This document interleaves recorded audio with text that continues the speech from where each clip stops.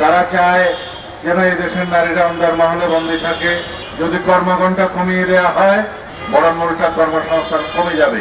দেশে একটি দল যারা ধর্মের নামে ব্যবসা করে, রাজনীতির ব্যবসা করে এবং বিভিন্ন রকমের জান্নাতের টিকিট বিক্রি করে রাজনীতি করতে চায়, ভোটের বৈতরণী পার হতে চায়, তাদের হাতে আজকে নারীরা নির্যাতিত হচ্ছে।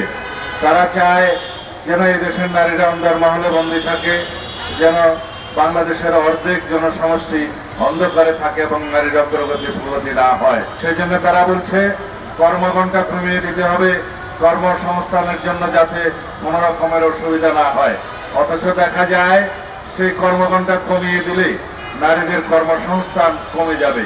তারা তাদের কর্মস্থলে অবশ্যই সম্মানের সাথে চাকরি করবে এবং সঠিক কর্মসংস্থানের জন্য কর্মঘণ্টা অনুযায়ী তারা কাজ করবে, তাদের যোগ্যতা দক্ষতা প্রমাণ করবে।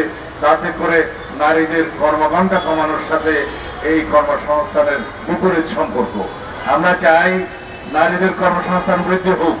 যদি কর্মঘণ্টা কমিয়ে দেওয়া হয়, তাহলে যারা কর্মসংস্থান, যারা অফিস আদালত কলকারখানা পরিচালনা করেন, তারা স্বাভাবিকভাবেই নারীদের চাকরি দিতে চাইবেন না, বরং উল্টা কর্মসংস্থান কমে যাবে।